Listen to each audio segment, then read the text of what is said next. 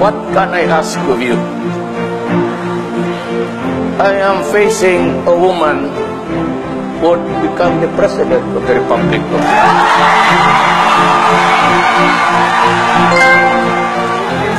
Even an insult to the intellect of everybody to be asking a learned and experienced human being in this planet.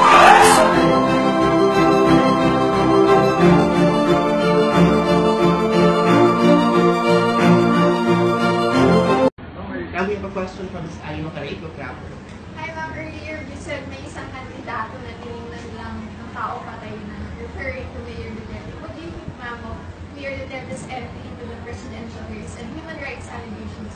Well, si Mayor Duterte, halos magkamukha lang yan kami. Kaya kami matalik magkaibigan. Kasi sometimes we descend to the level of hyperbole. Kung bang sinusobrahan mo ang sinasabi mo para mas epektibo, mas nakakakatensyon ng nakikinig, pero hindi naman literally true. So, I think itong mga accusations of a so-called death squad or other terrorist actuations, dapat may reklamo sila noon pa. Noon pa yun eh. Istorya na yan noon pa. Baka 10 taon na.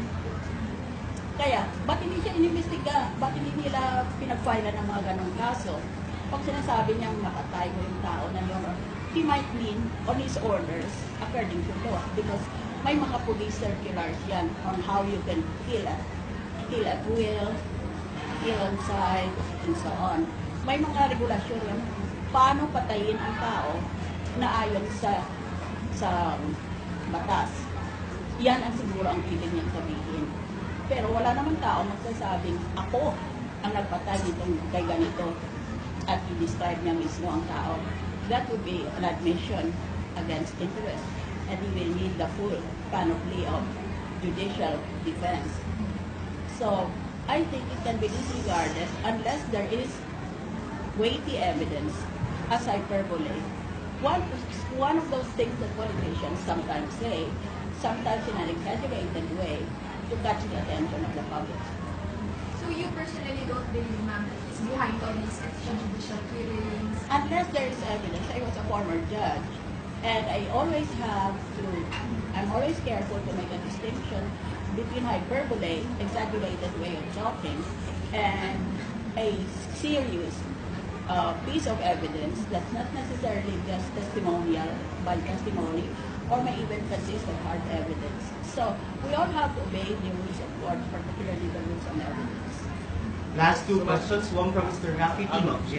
Follow-up lang po dun sa first minute. So, amenable po kayo dun sa sinasabi ng CHR that DOJ should look into the allegations against Duterte? Excuse me? Yung CHR po is calling the DOJ to mag-investigate daw dun sa mga allegations. Are you amenable to that? Well, all I can comment on, it's doing its job. It might even be overdoing its job, or it might be too late to do its job. Dahil itong mga